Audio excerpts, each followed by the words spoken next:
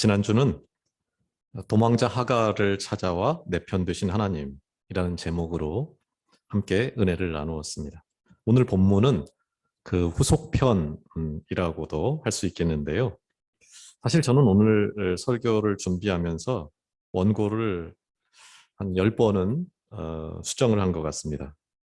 이제 끝났나 하고 다시 보면은 보는 관점에 따라 수도 없이 그 다양한 모습이 드러나고 변신을 거듭하는 바람에 좋은 의미로 마치 카멜레온 같다는 생각을 해보았습니다. 상하 좌우로 돌려보면서 어느 쪽을 보아도 본문이 참 아름답고 좋은데 어느 부분을 함께 나눌까 고민하다가 그래도 그 중에서 올해 우리 표어랑 가장 잘 부합하는 데 초점을 맞추어서 함께 나누는 것이 좋겠다고 생각을 했습니다. 제가 젊을 때 참 힘든 시간을 보냈던 때가 있었는데요. 어느 날 친한 친구랑 이런저런 이야기를 하다가 제가 마음속에 있는 그 말을 좀 했습니다. 야, 내가 진짜 하나님과 한번 진짜 붙어보려고. 누가 이기나 한번 해봐야 되겠어. 제가 그렇게 말하니까 그때 둘이 잔디밭에 누워서 이제 이 얘기를 하는데 그 말을 듣고 그 친구가 하는 말이 뭐냐면은 야, 네가 하나님을 이길 수 있어? 하나님은 그 고집이 영원하셔. 내가 그 영원한 고집을 꺾을 수 있다고 생각해? 그러면서 저에게 막 이야기를 했던 기억이 지금도 이제 선합니다. 사실 세월이 흐를수록 하나님이 영원한 고집을 가진 분이다. 그 인내가 끝이 없다. 그 말이 얼마나 그 묵직한 의미를 담고 있는지를 느끼게 되고 특별히 이번 주에 말씀을 준비하면서 내내 그때 그 말과 오늘 본문이 얼마나 밀접하게 연결되어 있는지를 생각해 보았습니다. 이제 본문으로 돌아갑니다. 지난주에 나눈 대로 창세기 16장에서 하갈은 아브라함의 아내 사라의 박해를 견디다 못해서 죽음을 무릅쓰고 도망합니다. 자신의 고향 애굽으로 가는 가장 빠른 길인 수르 광야를 가로질러 하염없이 걷던 하갈은 부엘라헬 로이, 나를 살피시는 살아계신 하나님의 우물, 그 샘물가에서 하나님을 만나고 삶의 모든 것이 바뀝니다. 나를 살피시는 하나님, 내 하나님, 엘로이, 그 하나님이 자신과 함께 있다는 것을 확인한 하갈은 죽음보다 견디기 힘들었던 그 사라의 집, 사라의 박해, 그 속으로 마치 개선장군처럼 돌아갑니다. 그리고 마침내 아브라함의 나이 86세에 이스마엘, 하나님이 내 고통 소리를 들으신다라는 말인데 이스마엘이 이스마엘이라는 이름의 아들을 낳습니다. 이스마엘의 탄생으로 아브라함 가족은 이제 최소한 자손, 곧 대가 끊어질 걱정은 덜었습니다. 이스마엘이 사실상 아브라함 가문의 상속자가 되고 또 하갈도 사라의 여종이 아닌 그 아브라함의 종으로 불리는 것으로 보아서 나름대로 위상이 조금 올라간 것 같습니다. 아브라함도 그의 아내 사라도 자신들이 아이를 낳을 수 있다고는 상상조차 할 수 없는 나이가 되어감에 따라 하나님의 약속에 대한 모든 희망을 접고 그저 순리대로 이스마엘과 하갈을 인정하며 나름대로 만족하며 살았습니다. 그런데 바로 여기에 기다리지 못하는 인간의 믿음, 인간이 가장 힘든 게 기다리는 거죠. 그 기다리지 못하는 믿음의 한계가 있습니다. 하나님의 뜻이 아니라 아브람 부부의 뜻, 인간적인 욕망으로 태어난 이스마엘이 눈앞에 버젓이 살아있으니 그들 부부는 이제 하나님 앞에 간절할 필요가 없습니다. 하나님이 설사 응답하지 않아도 최소한의 안전장치가 확보되어 있기 때문입니다. 그런 면에서 성경은 때로 인간적인 눈으로 보면은 누가 봐도 축복이고 또 누가 봐도 부러움의 대상인 것을 저주다라고 말합니다. 내가 평생에 걸쳐 이루어낸 그 자랑스러운 것들, 어깨에 힘 좀 들어갈 만한 성공이 나를 오히려 하나님께로부터 멀어지게 하고 버림받게 한다라고 말합니다. 내가 정말 좋은 것을 얻었다고 생각했는데 실상은 너무 많은 것을 잃은 것입니다. 처음에 말씀드린 대로 그런데 하나님께는 포기가 없습니다. 그분의 고집은 영원합니다. 그분은 약속한 것을 반드시 그분의 때에 이루어냅니다. 그분은 시건하지 않습니다. 민수기 23장 19절입니다. 하나님은 인생이 아니시니 시건치 않으시고 인자가 아니시니 후회가 없으시도다. 어찌 그 말씀하신 바를 행치 않으시며 하신 말씀을 실행치 않으시랴. 창세기 17장을 보면은 마침내 아브라함의 나이 99세, 사라의 나이가 10살 차이니까 89세에 하나님께서 나타나 사라의 몸에서 아들이 태어날 거다라고 말합니다. 그때 이스마엘의 나이가 벌써 14살입니다. 이미 아브라함은 사랑하는 아들 이스마엘이면 충분합니다. 아브라함은 이스마엘이나 하나님 앞에서 잘 살기를 바랍니다 라고 말하면서 대수롭지 않게 웃어 넘깁니다. 장막 뒤에서 아브라함과 하나님의 대화를 엿듣고 있던 사라도 슬며시 비웃습니다. 냉소합니다. 그럴 수밖에 없죠. 이들 부부의 반응에 대해서 하나님은 태어날 아들의 이름을 이삭이라고 지어라. 이삭이 뭐냐면은 웃음이라는 말입니다. 아브라함과 사라의 웃음에 대해서, 그 비웃음과 대수롭지 않다는 그 웃음에 대해서 하나님이 자녀의 이름을, 그 아들의 이름을 이삭이라고 지어서 평생 그것을 기억할 수 있도록 만드신 것입니다. 오늘 읽은 창세기 21장은 그로부터 1년 후 하나님의 약속대로 사라가 아들 이삭을 낳은 후에 일어난 일을 말해줍니다. 아브라함의 나이 100세, 사라의 나이 90세에 아들을 낳았다는 것은 인간적으로는 불가능한 일이 일어난 것입니다. 어찌 보면 새로운 창조의 순간이고 부활의 순간이라고 말할 수 있습니다. 아들을 낳으리라는 말에 대해 비웃던 사라는 약속의 아들 이삭을 품에 안고 인간이 할 수 있는 가장 큰 웃음, 그 참을 수 없는 웃음, 그 기쁨을 누립니다. 믿음이란 그 비웃음이 참 웃음으로 바뀌는 현상을 말합니다.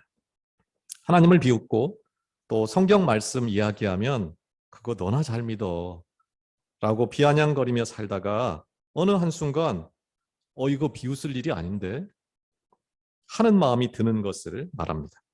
시간이 지나며 말씀을 제대로 알고 싶다는 마음이 들고 또 그 냉소가 기쁨으로 바뀌고 차츰 말씀이 귀에 들어오고 또 마음이 뜨거워지고 어느 순간 땅의 일이 아닌 하늘의 일을 사모하는 사람으로 바뀌어 가는 과정, 그게 믿음이 성장하는 모습입니다. 영유아 시기에 죽는 일이 다반사였던 당시 사회에서 젖을 떼는 시점은 이제 그래도 좀 안전하다라는 신호로 받아들여졌습니다. 이삭이 자라서 드디어 젖을 떼던 그날 대략 서너 살쯤으로 보는 것이 일반적인데요. 이 기쁜 날 아브라함은 아주 큰 잔치를 엽니다. 그런데 이날 공교롭게도 형 이스마엘이 어린 이삭을 놀리게 되고 이 모습을 사라가 목격합니다. 사라는 즉각 아브라함에게 하갈과 이스마엘을 내쫓으라 라고 명령하듯이 강력하게 요청합니다. 10절입니다. 그가 아브라함에게 이르되 이 여종과 그 아들을 내쫓으라. 이 종의 아들은 내 아들 이삭과 함께 기업을 얻지 못하리라 하므로 사라는 분쟁의 싹을 자릅니다. 어찌 보면 가장 비인간적이고 또 비윤리적이고 갑질 중에 갑질, 아닐 수 없습니다. 누가 누구를 내쫓았다라는 것을 떠나서 인간적인 욕망으로 비롯된 것들의 결말이 다 이와 같음을 보여줍니다. 일시적으로는 좋아 보일지 모르지만 결국 아무도 행복해지지 못합니다. 누군가로부터 자유를 빼앗고 누군가를 추방하고 또 그런 자신도 도끼를 품은 자가 되어 어둠의 열매를 맺는 자로 전락할 수밖에 없음을 보여줍니다. 이 말을 들은 아브라함은 당연히 근심합니다. 어떻게 아버지가 아들을 내쫓을 수가 있을까요? 고민에 고민을 거듭하던, 그래서 기도하던 어느 날 밤에 하나님은 아브라함을 안심시키면서 사라의 말을 다 들어줘라 라고 말합니다. 이스마엘의 미래를 책임지실 것도 약속합니다. 그러자 다음날 아침 일찍 아브라함은 약간의 식량과 또 가죽 부대에 물을 가득 담아서 사라의 어깨에 메어주고 이스마엘을 데리고 나가도록 합니다. 아버지로서 아브라함이 해도 너무하고 참 너무 야박하다라는 생각이 들죠. 사실 그렇습니다. 낙타 몇 마리에 몇 년 먹을 식량과 물을 가득 실어 보내도 충분할 만큼 당시 아브라함은 부자 중에 부자였습니다. 그걸 알고 나면 그런 생각이 더 들기도 합니다. 하지만 아마 그 이유는 만일 종에게서 난 자녀 몫의 재산을 주지 않으면, 그러니까 이스마엘에게 그 재산을 주지 않고 내보내면 그러면 그 자녀를 포함해서 그 엄마까지 노예에서 자유인으로 풀어줘야 한다는, 그러니까 재산을 주면 엄마는 여전히 노예 상태가 되는 거죠. 그래서 재산을 주지 않고 내보냄으로 말미암아서 엄마까지 이렇게 자유인으로 풀어줘야 한다는 당시의 규정과 관련해서 아브라함은 이런 조치를 취한 것으로 보입니다. 그러니까 그날 아브라함은 너무 야박하고 인색해서가 아니라 그 하갈 모자를 자유인으로 풀어주기 위해서 그렇게 한 것입니다. 원문에 의하면은 아브라함이 식량과 물을 하갈의 어깨에 메어주고 맨 마지막에 그 너무나 안타까운 마음으로 이스마엘을 하갈의 손에 건네주는 그 뉘앙스가 나타납니다. 믿는다는 것은 때로는 내가 과거에 가장 소중히 여기던 것들과 이별하는 것일 수도 있습니다. 아브라함으로서는 가슴 아플지 모르지만 하나님의 말씀을 전적으로 수용하고 또 그 말씀에 의지할 때 비로소 누군가에게 자유를 줄 수 있고 결국 자신도 약속을 따라 자유롭게 믿음의 길을 걷게 됨을 알 수 있습니다. 집을 나서는 하갈, 17년 전에는 도망자, 노예로 집을 나섰지만 지금은 자유인으로 집을 나섭니다. 그러나 미리 계획하고 떠난 것이 아니어서 갈 곳이 없습니다. 노예로 길들여진 하갈에게 자유는 간절히 바랐던 일이기는 하지만 그것을 제대로 누리기에는 벅찹니다. 그녀는 일단 브엘세바로 방향을 잡습니다. 브엘세바는 일곱 우물 혹은 맹세 우물로 번역할 수가 있는데 아마 아브라함 집에서 아주 멀지 않았고 하갈도 그 지역에 우물이 있다는 것을 알고 있었던 것 같습니다. 하지만 그녀의 혼란한 마음 상태 때문인지 또는 광야에서 혼자 길을 찾는 것 자체가 원래 쉽지 않았기 때문일지 모르지만 하갈은 길을 잃습니다. 혼자 길을 찾아 헤매는 동안 꽤 오랜 시간이 지나고 몇 날 며칠 또 길게는 몇십 일이 지나고 마침내 식량과 물이 바닥납니다. 하늘 아래 의지할 것 하나 없는 하갈은 마침내 포기합니다. 이스마엘을 내리쬐는 사막의 그 뜨거운 열기로부터 보호하고자 관목 덤불 밑에 아이를 눕힙니다. 그리고 화살 한바탕 거리, 울어도 소리가 잘 들리지 않을 만큼 떨어진 곳으로 가서 그녀는 울부짖습니다. 15절에서 16절입니다. 가죽 부대에 물이 떨어진지라 그 자식을 관목덤불 아래에 두고 이르되 아이가 죽는 것을 참아 보지 못하겠다 하고 화살 한바탕 거리 떨어져 마주 앉아 바라보며 소리내어 우니. 세상 어떤 부모가 아이가 죽어가는 것을 옆에서 볼 수 있을까요? 그녀는 소리내어 울며 기도합니다. 엘로이, 나를 살피시는 하나님, 내 아이 살려주세요. 나를 살피시는 하나님, 내 아이, 내 아이를 살펴주세요. 살려주세요. 아마 진이 빠지고 넋이 나갈 만큼 울고 또 울었을 것입니다. 인간적인 소망이 끝나는 시간, 그 시간에 마침내 하나님이 개입합니다. 17절, 18절입니다. 하나님이 그 어린 나이의 소리를 들으셨으므로 하나님의 사자가 하늘에서부터 하갈을 불러 이르시되 하갈아 무슨 일이냐 두려워하지 말라. 하나님이 저기 있는 아이의 소리를 들으셨나니 일어나 아이를 일으켜 내 손으로 붙들라. 그가 큰 민족을 이루게 하리라 하시니라. 아이의 우는 소리를 들으시는 하나님. 부모도 듣지 못하는 그 울음소리를 하나님이 듣습니다. 그리고 하갈은 알게 됩니다. 하나님이 저기 있는 아이의 소리를 들으신다는 것을 알게 됩니다. 아이가 어디에 있든 그곳이 어디든 하나님은 듣는다는 것입니다. 믿음은 하나님이 바로 거기 계심을 아는 것입니다. 하나님이 내 눈이 미치지 못하는 곳, 내 귀가 들을 수 없는 곳, 그곳이 어디든 하나님은 다 보시고 들으신다는 것을 알 때 비로소 우리는 그 하나님 안에서 자유를 얻고 하나님의 때를 기다릴 수 있게 됩니다. 내 자녀, 내 아내, 내 남편, 내 친구, 내 기도의 제목이 되는 성도들의 고통, 그 울음소리를 나는 어찌할 수 없어도 하나님이 거기 계시며 들으시고 응답하시는 것을 알고 믿는 것이 믿음입니다. 우리가 서로 위해 기도할 수 있는 이유는 하나님이 그 음성 듣고 거기 계시며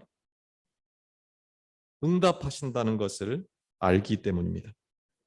내 힘, 내 능력으로 걷던 발걸음을 멈추고 하나님을 향해 울 때, 하나님께 기도할 때, 그의 음성에 귀를 기울일 때 어떤 일이 일어날까요? 19절입니다.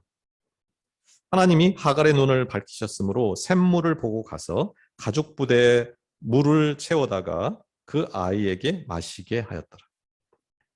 내 힘으로 할 수 있는 일이 아무것도 없을 때, 내 힘으로 하던 일을 멈출 수밖에 없을 때, 말씀과 기도밖에 남는 것이 없을 때 비로소 눈이 밝아져서 보게 됩니다. 나 혼자 그토록 헤매고 다닐 때는 보이지 않던 샘을 보게 하십니다. 평생을 목마르게 살았는데, 평생을 헤매며 여기까지 왔는데, 눈이 다치고 귀가 다친 채로 살았던 어리석은 인생이었다는 것을 알게 됩니다. 인생의 가장 큰 깨달음은 눈을 만드신 이가 하나님이라는 것을, 내가 보고 싶은 곳이 아니라 하나님이 보여주시는 곳에 영원한 생명수 샘이 넘친다는 것을 아는 것입니다. 그런데 하나님이 하갈을 만났을 때 처음 한 말씀이 중요합니다. 하갈아, 무슨 일이냐? 하갈아, 지금 무엇 하느냐?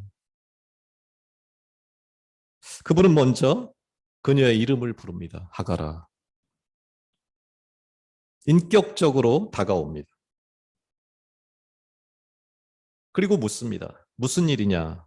달리 말하면 지금 뭐 하고 있니? 하는 것입니다.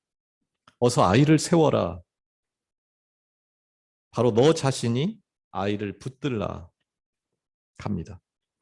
이것은 언제 하나님이 구체적으로 역사하는지, 하나님의 능력, 하나님의 표적이 나타난지를 보여줍니다. 언제 우리의 눈을 밝혀주는지를 말해줍니다. 그것은 누군가를 세울 때, 누군가를 붙들 때, 누군가를 위해 울 때, 나를 통해 일하시는 하나님, 내게 그 일을 할 수 있는 능력 주시는 전능하신 하나님의 손길을 만날 수 있다는 것입니다. 이제 하갈과 이스마엘은 어떻게 되었을까요? 20절, 21절입니다. 하나님이 그 아이와 함께 계심에 그가 장성하여 광야에서 거주하며 활 쏘는 자가 되었더니 그가 바란 광야에 거주할 때에 그의 어머니가 그를 위하여 애굽 땅에서 아내를 얻어 주었더라. 하나님이 하갈의 남편이 되고 이스마엘의 아버지가 되어 주십니다. 그는 장성해서 광야를 누비는 활 쏘는 자가 됩니다. 그 무엇도 그 누구도 두려울 것 없는 자신만의 무기를 가지고 그 드넓은 바란 광야를 주름잡는 자가 됩니다. 성공한 인생, 자유인이 되었다는 거예요. 그런데 본문은 꼭 하지 않아도 될 말을 하고는 끝납니다. 창세기 21장의 시작 부분에서는 하나님께서 주도권을 가지고 일하시는 데 반해서 끝부분 21절은 하갈이 주도권을 줍니다. 사실 아들의 아내를 택하는 것은 아버지의 역할입니다. 그런데 그 역할을 하갈이 하는 것을 보게 됩니다. 하나님의 뜻과 다르게 하갈이 이스마엘에게 애굽 여인을 아내로 얻어줍니다. 실상 이 말의 의미는 결국 하갈이 자신에게 주어진 그 자유로 하나님을 떠나 애굽을 의지하기 시작했음을 넌지시 말해줍니다. 애굽, 옛사람, 예전 습관, 예전 눈을 가진 사람으로 돌아갔다는 것이고 그의 아들도 마찬가지입니다. 갈라디아서 5장 13절입니다. 형제들아 너희가 자유를 위하여 부르심을 입었으나 그러나 그 자유로 육체의 기회를 삼지 말고 오직 사랑으로 서로 종노릇 하라. 노예가 자유인이 된다는 것은 쉬운 일이 아닙니다. 길들여진 세월만큼이나 노예로 사는 것이 훨씬 편해서 주어진 자유로 다시 노예가 되기를 선택하는 것이 비일비재합니다. 이것은 사실 우리가 믿음을 가진 후에 그리스도인이 된 후에 우리가 연단을 겪는 이유이기도 합니다. 하갈도 마찬가지입니다. 하갈과 이스마엘은 하나님이 아닌 이 땅에 가장 강대했던 나라 애굽을 의지하고 활과 또 광활한 땅이라는 가장 현실적인 것을 선택합니다. 그런데 성경은 특이하게 하갈을 저주하지도 하갈의 선택을 판단하지도 않습니다. 본문 바로 앞부분에 우리가 잘 아는 소돔과 고모라 이야기가 나오는데 그것과 비교해봐도 독특한 장면이 아닐 수 없습니다. 오늘 성경은 그 뻔한 판단을 유보합니다. 왜 그럴까요? 그것은 아직 하나님이 하갈의 남편 이스마엘의 아버지 역할을 포기하고 있지 않기 때문입니다. 성경은 그들이 다시 하나님께로 돌아올 가능성을 슬며시 열어놓는 것입니다. 지금까지 하갈과 이스마엘을 품에 안고 그들의 하나님이 되어주셨던 것처럼 그들을 향해 문을 열어놓고 기다리심을 마치 집을 나간 탕자를 기다리는 아버지의 모습처럼 그려놓습니다. 그 영원한 고집을 누가 꺾겠습니까? 그 애타는 사랑, 그 영원한 기다림이 마침내 아들을 십자가에 못 박는 그 사랑을 통해 누구나 하나님께로 돌아올 수 있는 길을 열어놓으실 것을 미리 보여주는 장면입니다. 이제 말씀을 정리하고자 합니다. 하나님은 언제나 거기 계십니다. 나보다 먼저 거기가 계십니다. 하나님은 언제나 우는 자와 함께 합니다. 하갈과 이스마엘을 풀어 자유하게 하듯 모든 사람의 결박을 풀어 자유 주기를 기뻐합니다. 그러나 오늘 말씀은 하나님이 주신 자유로 육체의 기회, 욕망을 이루는데 사용하지 말라고 합니다. 아브라함 부부가 넘어진 것도 하갈이 넘어진 것도 하나님의 때를 기다리지 못하는 믿음 때문입니다. 우리는 이들을 반면교사로 삼아 어떻게 해야 할까요? 갈라디아서 5장 16절 17절입니다. 내가 이르노니 너희는 성령을 따라 행하라. 그리하면 육체의 욕심을 이루지 아니하리라. 인간적인 욕망을 거스르고 거부하고 성령을 따라 행할 때 일어나는 일은 분명합니다. 갈라디아서 5장 22절 23절입니다.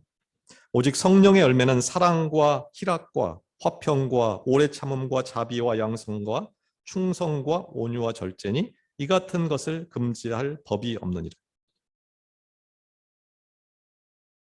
너무 아름다운 일들이 일어날 수밖에 없다. 성령을 따라 행할 때.